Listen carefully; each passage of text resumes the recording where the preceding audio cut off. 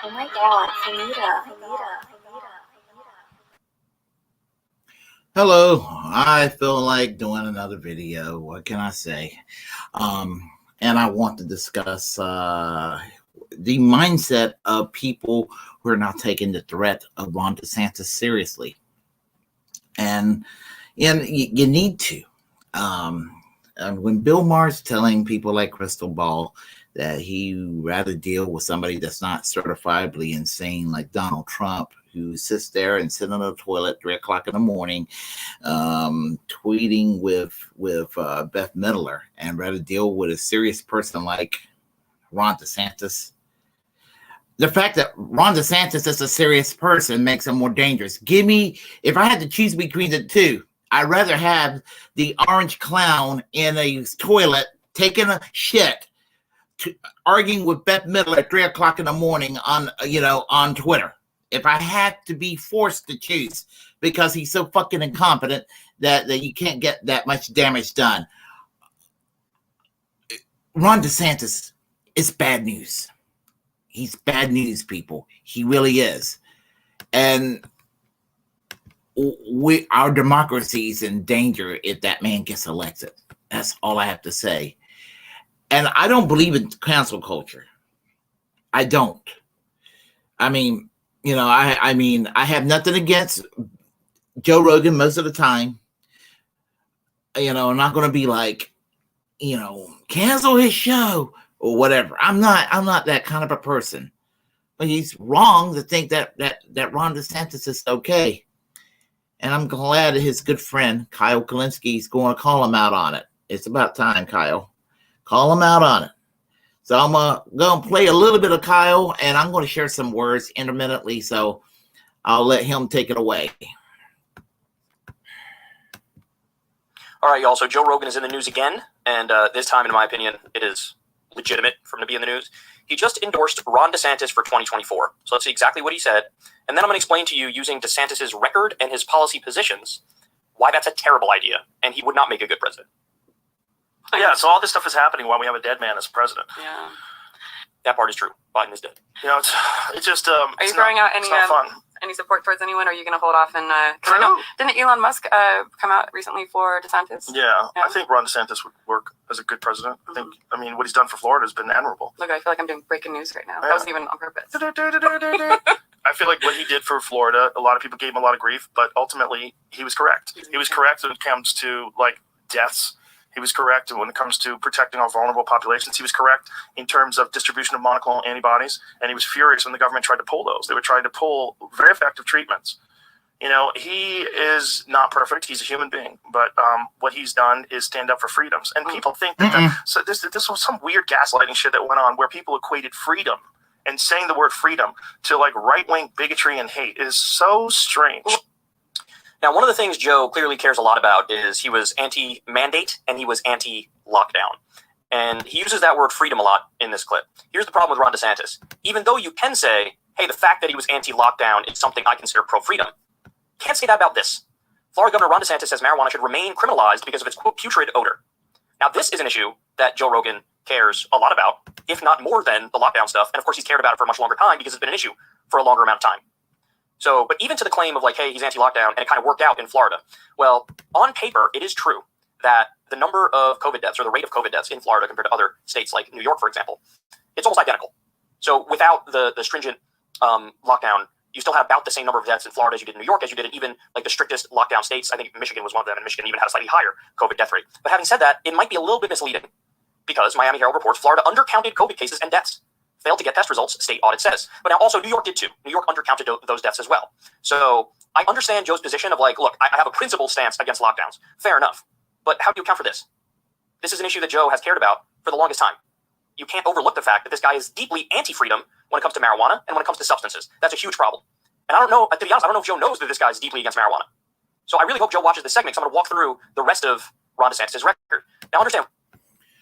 Okay, I wanted to interrupt there for a second. And Kyle's right about this. You know, you can have a debate about the lockdowns. I was not part of the lockdown left when the COVID hit. I thought it was. I even looking back thought it was overboard myself. It was too much panic. I mean, I think that they needed to do something. You know, I was a moderate on mask, and I was a moderate on lockdown procedures. I'm a moderate when it comes to things like mandates from when it comes to the vaccines. It's your choice to take it. I think you should take it. However, if you don't take it, that's up to you as well. But so that's kind of where I'm standing, and I get a lot of shit from both sides myself on these issues, because one side acts like I'm an anti-vaxxer asshole. On the other side, I'm a control authoritarian, micromanaging libtard freak. So, you get it from both sides in that regard. Can have a debate about that. The marijuana thing.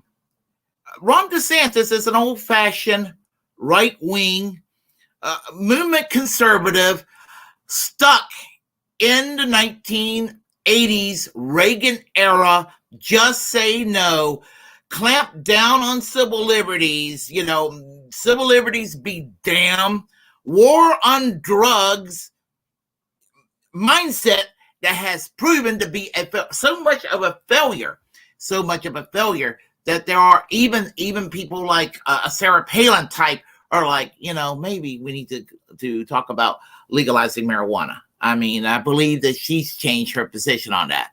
So you have that situation now. I mean, when you have people as weird as Pat Robertson and Sarah Palin open up to being for marijuana legalization, and Ron DeSantis, who's kind of secular, is not. Come on. Anyway, I'll let Kyle continue. One of the issues I care deeply about, and I know Joe cares deeply about, is free speech. Well, let's look at DeSantis' record on that front. DeSantis signed a bill banning protests outside any residence. Just so everybody understands, this is unconstitutional. This is against the First Amendment, and the Supreme Court has decided this. There was a case from the 1990s where anti-abortion protesters protested outside an abortion clinic. Now, there are rules, like, you can't harass the people walking in or touch the people walking in. You need to keep a little bit of distance between you and the abortion clinic. But they said, look, it's unconstitutional to tell them they can't protest there. Now, by the same token, in that same case, the anti-abortion protesters actually went to the residences of people who worked at the abortion clinic, and they protested there. Now, again, as long as you keep a certain amount of distance, it is your constitutional right to protest outside of their residence. That's what they decided. So DeSantis doing this is flat out unconstitutional. and against free speech and against free protest, and he did it directly in response to protests outside of Supreme Court Justice's home. DeSantis' record and his policy position. Oh, DeSantis' gosh. record and his... How the hell that happened? I'm sorry. I don't know what hell happened there. Sorry about that. Any residents. Just so everybody understands, this is unconstitutional. This is against the First Amendment. And the Supreme Court has decided this. There was a case from the 1990s where anti-abortion protesters protested outside an abortion clinic. Now, there are rules like, you can't harass the people walking in or touch the people walking in. You need to keep a little bit of distance between you and the abortion clinic. But they said, look, it's unconstitutional to tell them they can't protest there.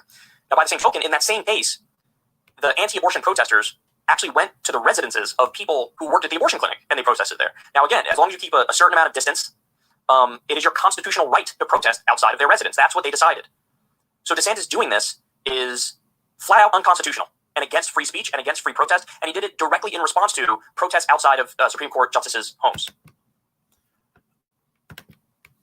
And everything he's pretty much saying is correct. It is profoundly correct because, I mean, and he has shown flagrant disregard for civil liberties and flagrant disregard for free speech. I mean, and it's just so obvious. I mean, and we're talking about a Republican Party that supposedly believes in small government. That's what we're talking about. We're talking about a Republican Party that believes in small government and getting the government off people's back and protecting. They sit there and they lecture.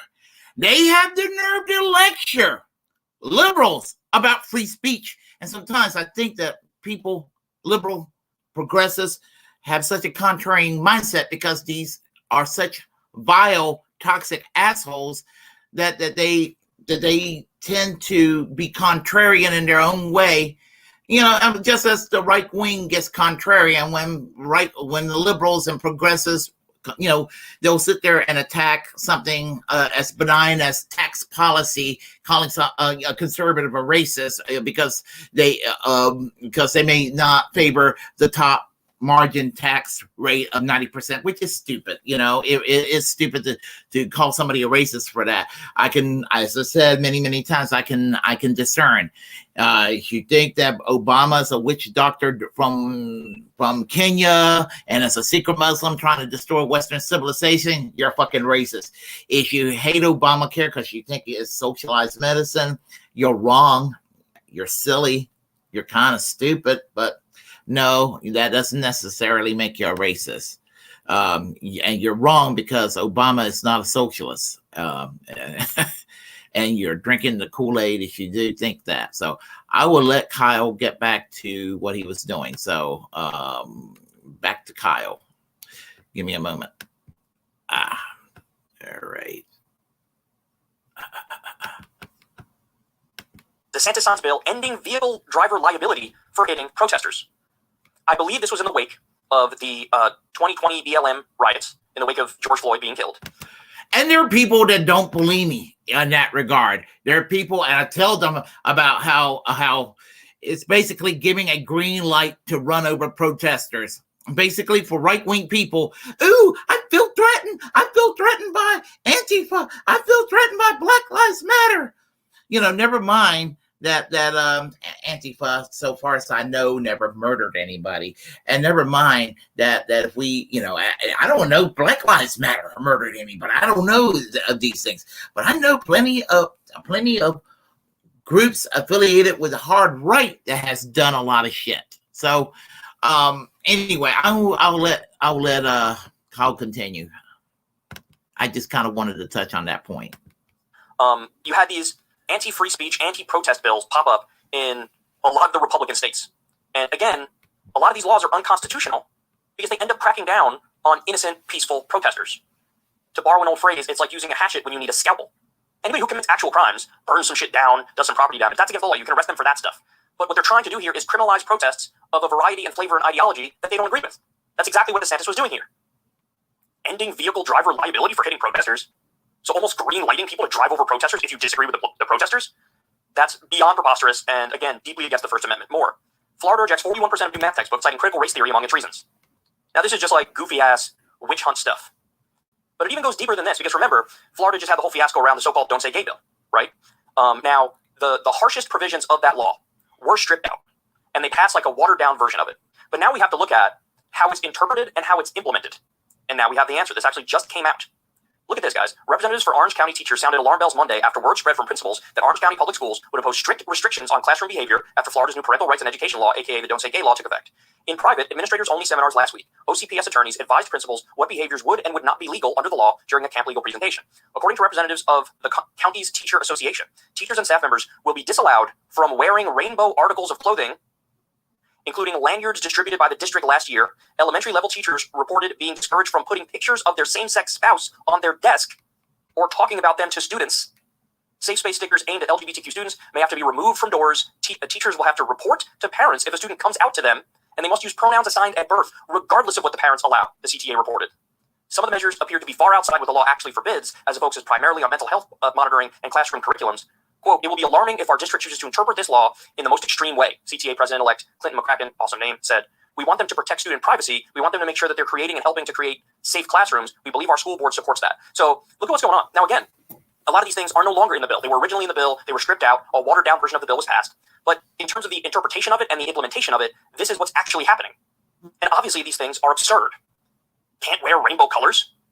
Have to take pictures of your loved ones off your desk. Have to out students. Have to refer to students as their birth pronouns, even if it's widely accepted from the parents and everybody that they don't want to be called that. So, in other words, the criticism from the left about this bill from the beginning, in terms of its implementation, it's exactly correct. Because the idea was, look, this is a moral panic. You're making a mountain out of a molehill. Are there some goofy teachers that lives with TikTok, digs up that who maybe crossed the line and said some bad things or did some bad things? Sure. But this is a moral panic and a hysteria around the LGBTQ community and their status as teachers. The idea that they're all grooming kids or whatever, and now this is a draconian crackdown on that. That's exactly what we're seeing in terms of the implementation of it. Now, I know Joe does not support these things. There's no way he would support these preposterous things I just laid out for you. So I'm trying to give him DeSantis' actual record so he understands what he's really about. Now, let me also add to this that at one time I was even convinced that that conservatism was moving away from the religious right nonsense. Oh, I know that they're going to stick around and give lip service about abortion. I knew that. I mean, that was going to stick around for a while, probably perpetually. But I never thought that Roe versus Wade was going to get overturned. But it looked like that they were slowly going to start kind of accepting LGBTQ reluctantly, in the same way that by the 70s and the 80s, conservatives were like accepting African Americans. It's like they're part of the fabric of society, and discrimination. In their mindset, they were like, oh, I suppose it was wrong. And I guess they were sort of kind of adjusting, and you can't beat them, join them, that sort of thing. And that's sort of where I think they were headed with the LGBTQ issue or question in that regard. But there's been inroads of trying to reverse back again, because there was always an underlying movement on the right to bring this back, and to bring this back. Because Donald Trump, as I said, is a grifter, but he decided to give them what they want. It would be nice if a Democratic president could give the left what they wanted. Republican, crazy, right-wing fundamentalists demand hatred of gay people. Well, we know that Donald Trump really doesn't hate LGBTQ, but he decided to give the gift of Mike Pence as the vice president in 2016. And it was Mike Pence that was doing the anti-LGBTQ bureaucracy, the protections were being lifted, and, where people could be potentially denied health, denied medical treatment because it could violate the religious right of medical healthcare professionals if they do not like LGBTQ individuals. which in my opinion, that means those people in the health profession have no rights in the health profession. And they will be like, what about my religious freedom? And all I got to say to them is, fuck your religious freedom in that regard. If you're going to let somebody die because you hate gay people, you shouldn't be in that profession to begin with. So I'll let him continue. I don't think that Joe Rogan fully realize. I don't think Joe Rogan's not a stupid man, but Joe Rogan doesn't fully realize these things. You know, I mean, yeah, he doesn't. Joe Biden is such a horrible president. I mean, he's doing nothing. It's like he's working at doing nothing, and doing nothing is what ends up, or is either doing nothing or doing too much on little things that irritate the shit out of people is what ends up getting Republicans coming back with vengeance every time. Democrats don't know how to fucking govern. Anyway, let Kyle continue. Now, to this point, we've largely been talking about DeSantis' record on social issues. Well, now let's look at his record on economic issues. If Florida Governor Ron DeSantis wants you to believe anything about him, it's this: I will fight for the taxpayers and families of our great state. But that's not what's happening. What's happening is Ron DeSantis is running a multi-billion-dollar corporate welfare extravaganza. So rhetoric like this: we'll stand up to corporations that are not going to dictate the policies in the state. It's just part of the myth DeSantis has cultivated that he'll fight for working-class people. The fact is that since DeSantis took office, corporations in Florida have reaped $5.7 billion from tax cuts, loopholes, and giveaways from the governor and the Republican-controlled state legislature. Now, Joe Rogan is correctly against all of the insane bailouts that happened during the 2008 subprime mortgage crisis and Great Recession. He understands that that's corporate welfare and corporate socialism, and working class people got hosed and the corporations got propped up. He understands that. What you're about to see here, and you're already beginning to see, is that this is what Ron DeSantis effectively has done already in Florida as he's hosed working class people. His squabble with Disney is just the latest example of this rhetoric and hypocrisy on corporate accountability. Disney should not be exempt from the laws that every single person. What DeSantis isn't saying in his attacks on Disney is why he left their $578 million in tax credits untouched if he wants to take them on. Because he's a liar, that's why. And that's just Disney. The largest corporations in Florida are getting millions from DeSantis' government regularly. In 2020, at the outset of the COVID-19 pandemic, DeSantis committed a massive $143 million in tax refunds for major corporations, agreed to in 2018, to go into effect, even as his own state's unemployment system crumbled. Many have been out of work for weeks. Some have yet to see a dime. In 2019, the Republican-led legislature okayed another massive tax refund for corporations, not for people. That payout in May 2022 will be $624 million for the biggest corporations in Florida, and they won't even answer questions about it. Are you guys afraid of questions? I just want to talk to the governor about $624 million tax refund for wealthy corporations, including the $10 million that Disney's going to get from our tax dollars. So you guys should ask about that. Corporations are going to get a $624 million corporate tax refund from this legislature, and this means it's going to get $10 million. Kicked out for doing actual journalism and asking real questions. It's not as if these corporations need it. A 2019 analysis found that 99% of companies pay no corporate income tax in Florida. When the state's unemployment trust fund dried up, DeSantis shifted the responsibility of refilling it from businesses through their taxes to average Floridians. Hose the working class, hose the middle class to fund unemployment, as opposed to taxing corporations to fund it. $1 billion a year new tax on online sales. He did this all while dumping on Floridians' calls for more expansive unemployment benefits. There's legislation to increase unemployment benefits. Do you support that? Increase benefits? Look, no. So when he says, So let there be no misunderstanding. As governor, I will lead with purpose and conviction on behalf of the people of Florida. it's not true. He's leading on behalf of corporations. Like when he came out against raising the minimum wage. To do the minimum wage amendment, He's against raising the minimum wage. At this point, there's what, an 80% issue? By the way, in Florida, in 2020, I just jumped in my time machine and went forward. In 2020, even though the state voted for Trump, 60% of the population voted to raise the minimum wage. Ron DeSantis is against raising the minimum wage. problems with that, regardless of how you feel about it. More than 60% of Florida voters would go on to approve a minimum wage hike. There you go. When he says this, If our environment is threatened, I will move to protect it. it's also not true. He will move to protect corporate interests. Take the sugarcane industry, responsible for pollution that causes cancer and red tide. He talked a big game about holding them accountable. And I'm the only candidate who fought Big Sugar and lived to tell about it. In 2021, DeSantis signed legislation shielding those same sugar companies from legal action surrounding the long-term healthcare problems caused by their burning fields. I can't. The guy is just a brazen liar. He's a complete and utter charlatan. He's a fraud. And he's deeply, deeply corrupt.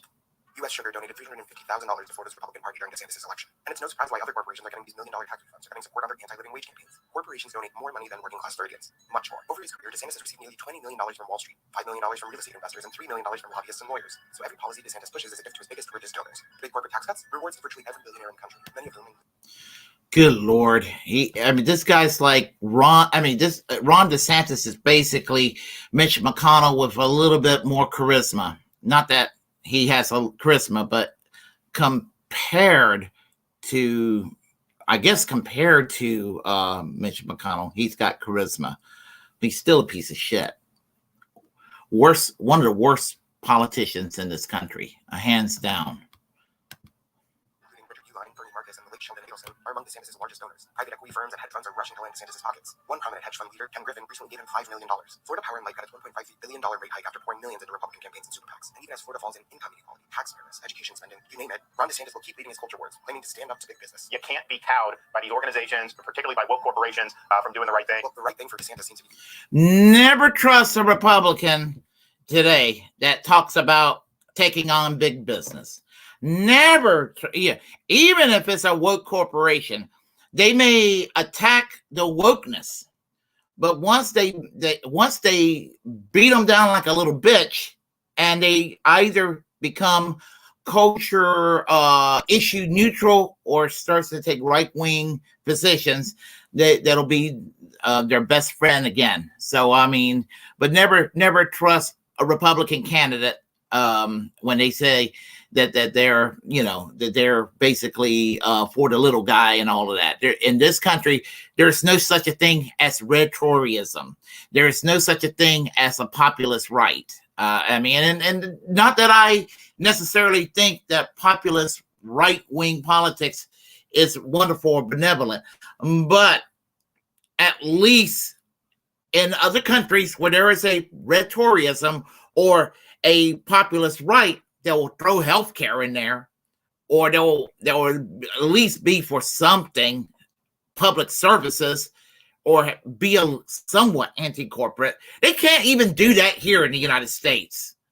They sit here in the United States and they will talk the talk, but they'll sit there and end up getting sucking corporate cock and having corporations and donors just shoot a load in their face. And that's basically what Ron DeSantis is. He's a corporate whore. to be turning his back on Republicans and protecting the bottom line of massive corporations. See, this is what guys like DeSantis do. They lean into culture war stuff, and then they're just standard run-of-the-mill corrupt politicians serving corporations and screwing working people. Now, I show you all that. Remember, this Joe Rogan, this is the same Joe Rogan that we're talking about. Look at this. Remember this, guys? Let me make sure it's on 1.25. Look at this.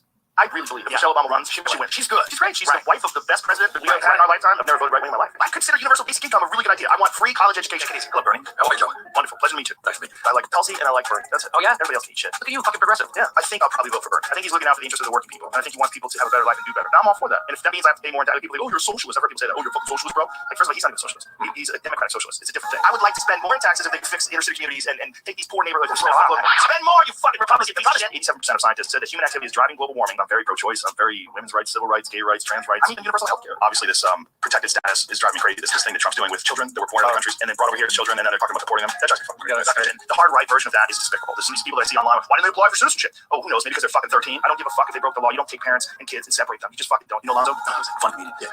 He goes, not all Donald Trump supporters are racist, but all racists are Donald Trump supporters. He definitely awakened that side. But the January 6th thing is important. See, it is important, but is it 6 months later? It should be the ruling number one conversation of I think it's really important. And one of the reasons why I think it's important because it highlights the reasons why Donald Trump is so fucking dangerous. Is because a guy can incite a bunch of morons to do something really fucking stupid. As far as trans people, some trans people listening to this, I got nothing but love for everybody. And in fact, Eddie Izzard's one of my all-time favorite guys. The right-wing thing is just an easy way to dismiss me because I'm not right-wing. I can't recommend your book, Race Matters, enough. I don't think that Joe Rogan is right-wing. Joe Rogan's got some positions aside from his shitty position that I don't respect currently, passively endorsing Ron DeSantis. I'm not going to sit there and cancel culture him for it. I just think it's a really dumb position for him to go and endorse Ron DeSantis. Is dumb, it's stupid, it's just absolute idiotic. And it's not to besmirch or put down Joe Rogan. Anybody who would support Ron DeSantis, I would be like, what the fuck is wrong with you? You know what I mean? Well, and in fairness, in 2020, honestly, what the fuck was wrong with anybody that voted? Well, what's wrong with anybody that voted for Trump? But really, what the fuck was wrong with anybody that also voted for Joe Biden? I mean, really? Anyway. No. So there you have it. This is the same Joe Rogan who now is, sort of tepidly endorsing Ron DeSantis for president. And in my experience with Joe, first of all, Joe's a great guy. Second of all, he is one of the most open-minded people I've ever met, in the sense that if you make a good argument, he goes, hey, you know what, I was wrong. That makes perfect sense. And I mean, I know because it happened with, what was it, paid maternity or paid paternity leave, paid time off, something like that. He made some comment that was against it. Crystal and I responded and showed all like the charts and the graphs and, hey, here's what it's like in the US versus all the other countries. You know, we sort of get screwed. We don't have any time off, certainly no paid time off. This is about like looking out for working people, and he changed his mind on that. And this is something that he's done a number of times over the years. So look, I hope that I changed his mind with all these things I laid out for you here, because he's a very influential person. He's got the #1 podcast in the world. A lot of people listen to him and take him very seriously. And so for him to support somebody like DeSantis is definitely harmful, you know, because DeSantis is a corrupt goon, and he would govern like a corrupt goon, like he's doing right now. So again, I hope that this helps change his mind. I mean, understand something, guys. I've given Bill Maher endless amounts of shit because he went from Bernie Sanders to Amy Klobuchar. So I would be a hypocrite if I didn't also give Joe Rogan shit from going from Bernie Sanders to Ron DeSantis. Ron DeSantis, who's worse than Amy Klobuchar in terms of, you know, his actual policy agenda. And that's really what this comes down to, and that's what I need everybody to understand. I mean, the only way you can really go from Bernie to Ron DeSantis is if you're, you know, making a decision about who should be president based on vibes, based on, like, you know, nonsense eye test stuff. And vibes don't cut it when it comes to politics. The eye test doesn't cut it when it comes to politics. What matters is the policy agenda. What did you actually do? What's your experience? What did you actually do with power? And what do you plan on doing with power? Those are the only things that matter. And so every single one of these positions that Rogan supports in this video, Ron DeSantis is an enemy of. He's an enemy of those things. So, I mean, you just can't square that circle, dude. You cannot square that circle. So again, I hope this changes his mind. I hope that anybody who watches this, who's DeSantis curious, understands who and what he really is and what he really supports. And I guess we'll see. I guess we'll find out. But DeSantis for president is a terrible idea. And I just laid out, at least 7-8 reasons why that is. Okay. I'm back.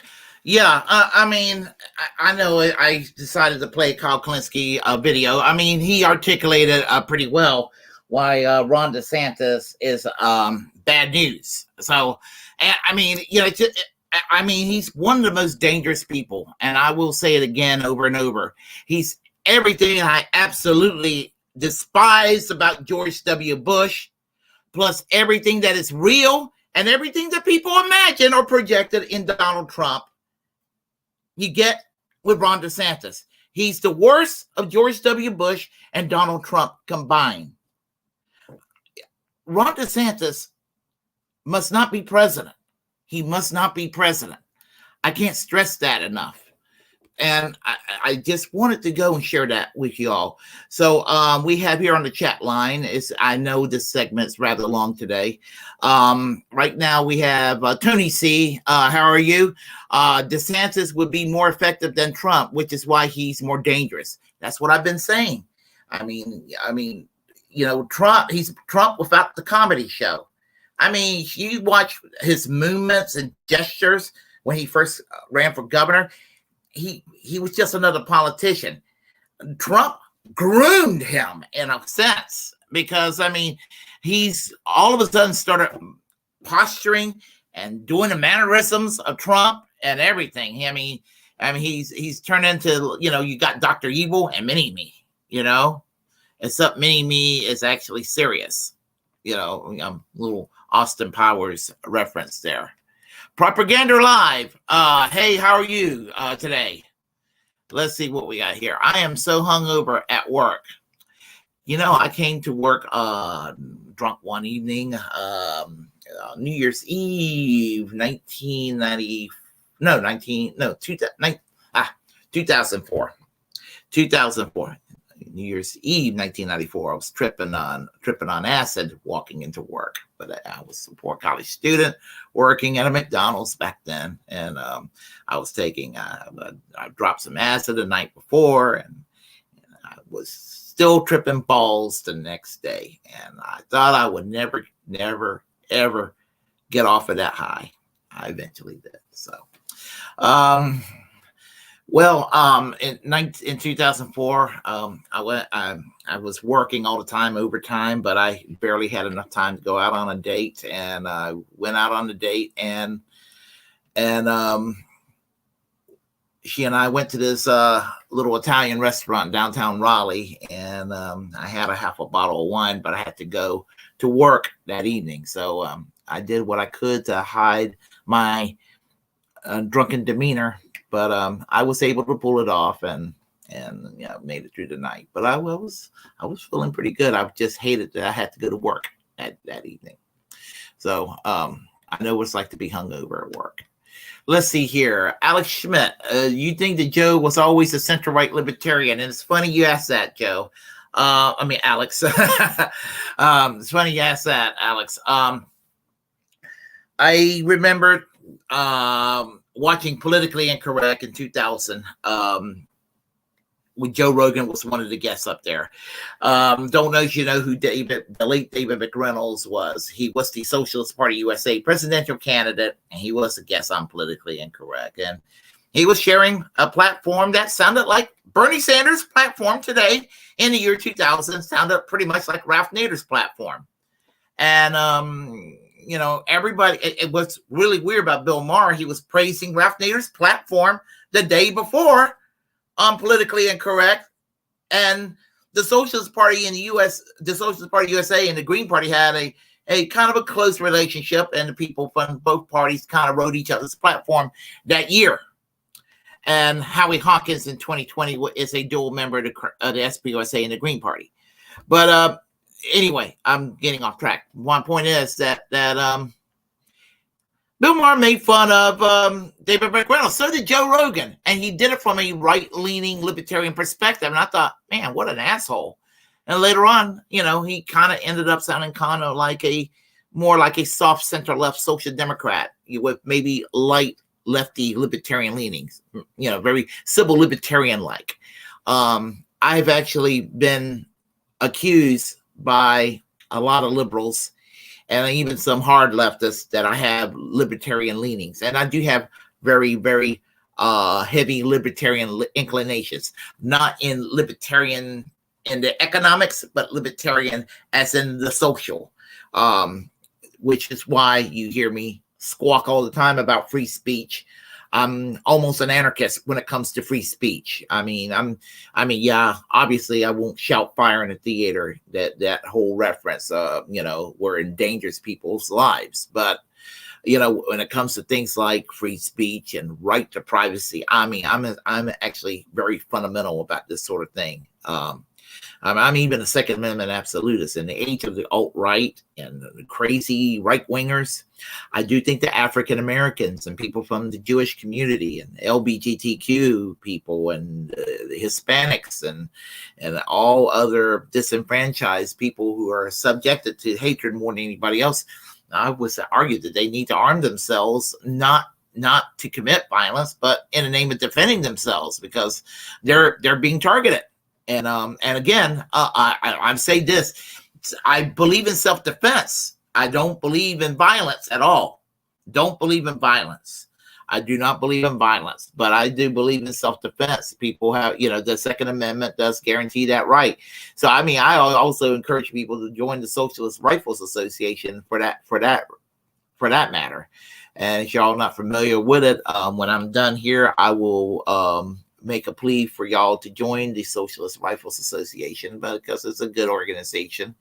And, as I said, it's, self-defense, if the NRA and the gun owners of America can do it from a right-wing perspective and get away with it, so can the left, Anyway, I guess if that answers your question about Joe Rogan. Once upon a time, somewhat of a center-right leaning libertarian, maybe a left-leaning libertarian with social democratic leanings. Maybe 2 years ago with the Bernie Sanders campaign. Who knows today, right now? But I'm hoping that Kyle Kulinski would talk some sense into him. So anyway, if you all like what you heard, press like and comment. If you disagree, well, comment anyway. We will have a conversation. Feel free to share the content on this channel. As a First Amendment absolutist, it's my duty to inform you to create your own platform and utilize it, because we're the muckrakers of our time.